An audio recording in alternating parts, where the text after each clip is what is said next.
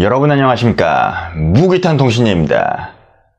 오늘은 우리나라 조선왕조 500년의 일대 사건이라고 할 수 있는 계유정난, 계유정난의 주역이라고 할 수 있는 그 유명한 칠삭동이 한 명의 결단력에 대해서 한번 이야기해 보도록 하겠습니다.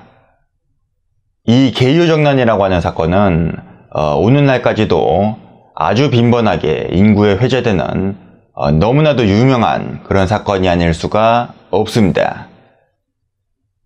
세종대왕의 둘째 아들이었던 수양대군이 자기의 조카였던 임금 단종을 둘러싸고 있었던 그 권신 김종서와 황보인 등을 후려쳐서 없애버리고 자기가 권력을 틀어쥐고서 마침내 왕자리까지 빼앗아버리는 그런 사건이죠.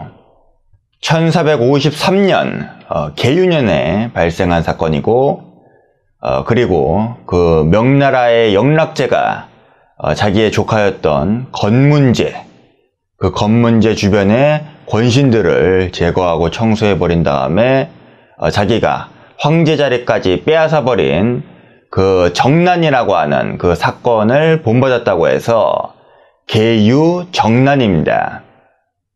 그 배경을 간단하게 이야기해보자면은 문종이 일찍 죽고서 어린 아들이었던 단종이 왕으로 즉위하게 되는데, 이때 선왕의 유지를 받들어서 이 어린 임금 단종을 보필하게 된 권신이었던 김종서와 황보인 그런 사람들이 있었고, 그 다음에 왕실의 종친으로서는 문종의 동생이었던 수양대군과 안평대군 같은 그런 인물들이 서로 치열하게 이제 권력 투쟁을 벌이게 되는 것이죠. 그리고 최종적으로는 수양대군이 승리함으로써 왕위에 오르고 세조가 되는 그런 사건입니다. 이 계유정난이라고 하는 사건이 매력적인 것은 당시에 정변을 일으키기에는 힘으로서는 택도 없었던 수양대군의 세력이 그야말로 번갯불에 콩 구워 먹듯이 거사를 성공시키고 정권을 싹쓸이했다는 것입니다. 이 난의 주역이 되는 수양대군의 세력들을 보면은 전부 다가 물에 배들 천지입니다.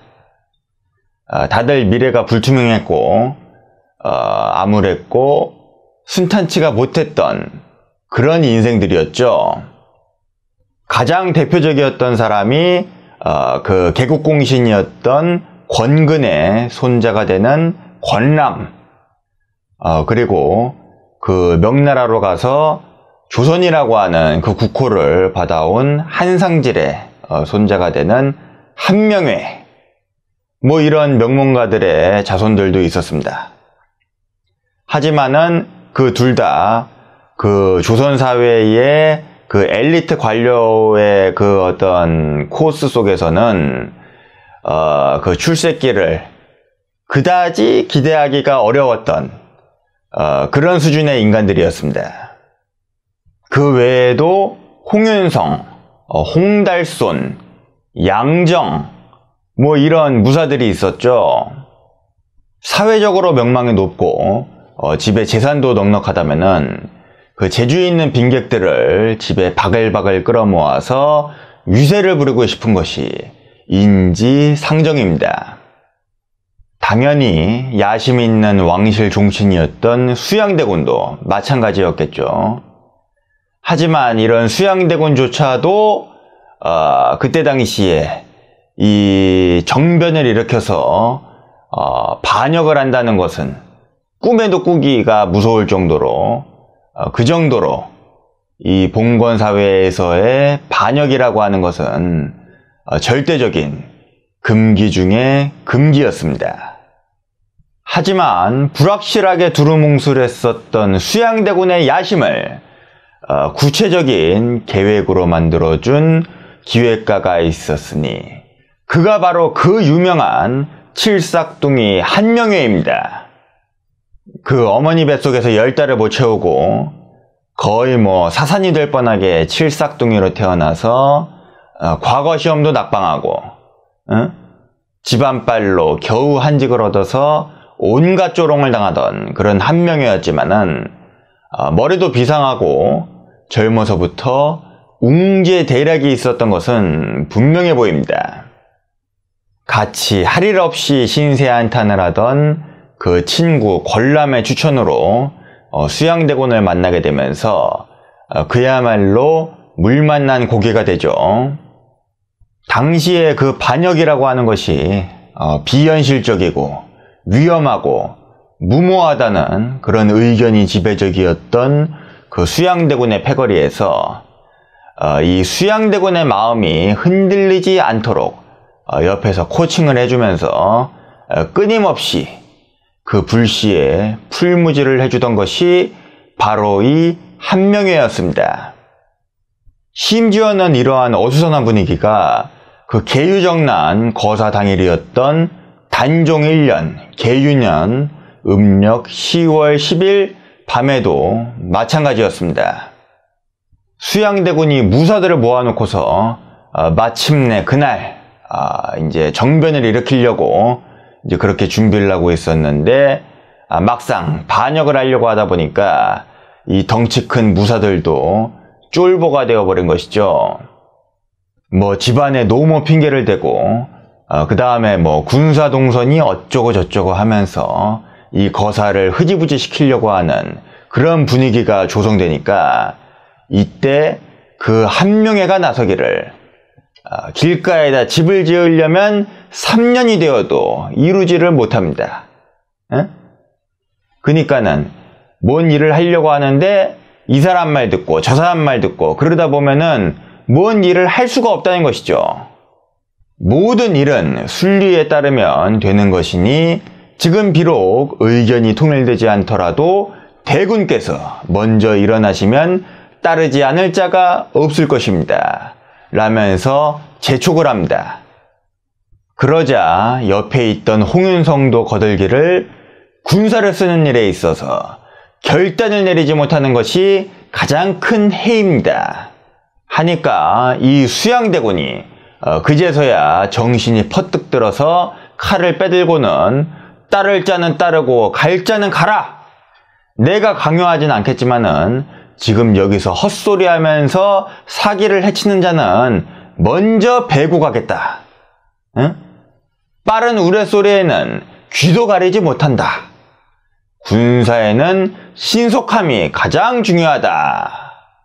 하면서 바로 시종을 데리고 가서 그 김종서를 만나는 척 하다가 철퇴로 때려 죽이고 사대문과 경복궁을 접수해버리고 이튿날까지 반대파를 학살해버리면서 난을 성공시킵니다. 계유정난 당일에 이 급박한 상황을 상상한다는 것 자체가 어렵습니다. 왕실의 종친으로서 떵떵거리면서 살 수 있었던 수양대군과 그 빈객들이 굳이 그 어려운 반역을 백두산 호랑이 김종서한테 걸리기라도 한다면은 관군들한테 싸그리 털려버릴 그 반역을 실패라도 한다면은 그 일족이 모조리 능지처참을 당할 그 무시무시한 반역을 획책하고 시도한다는 것 자체가 정말로 오금이 저리는 일이 아닐 수가 없습니다. 하지만 이미 뜻을 세우고 모든 것을 다 계획하고 준비했기 때문에 그리고 이 거사를 실행에 옮기지 않는다고 하더라도 언젠가는 그 김종서의 견제를 받아서 뭔 일을 당할지 모르는 것이었기 때문에 어쩔 수가 없었던 것입니다. 하늘의 운명을 맡긴다지만은 사실상 그 누구도 주저하면서 실행할 수 없었던 그 어려운 거사를 그 두려운 거사를 용기 있는 결단을 통해서 선빵을 날림으로써 김종서, 황보인, 안평대군 모두 다 추풍낙엽으로 싹쓸이할 수 있었던 것입니다. 훗날 노산군으로 강등된 그 단종을 복위시키려다가 내부 고발로 실패해버린 사육시인과는 대조적인 모습입니다.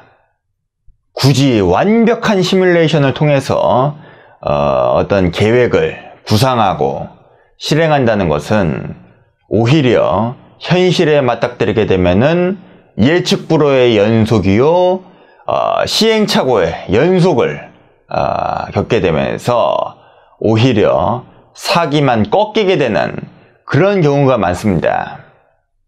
차라리 빠른 결단을 내려서 용기 있게 실천하고 그 과정 속에서 완성도를 높여가는 것이 더욱더 일을 성공시키는데 유리할 것입니다. 이 계유정난이라고 하는 그 역사 사건의 복잡한 이야기는 차치하고 오로지 일을 성공시키는 결단의 힘과 그 중요성에 대해서만 한번 이야기해 봤습니다. 시청해주신 여러분 모두 사랑하고 감사합니다. 지금까지 무게탄이었습니다.